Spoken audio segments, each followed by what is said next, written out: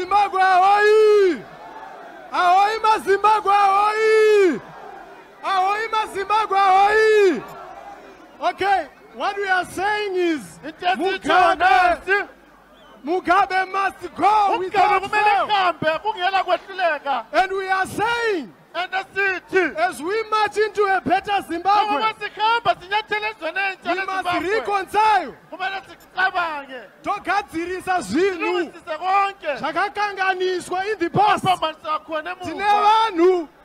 Tine vanhu pakati pedu vanosanganisira Itai Dzamara, asiri pakati pedu. Tiri kuti, as we go forward, for our transition to be holistic, ngatishandire tiri pamwe chete. Ahoy Mazimbabwe ahoy!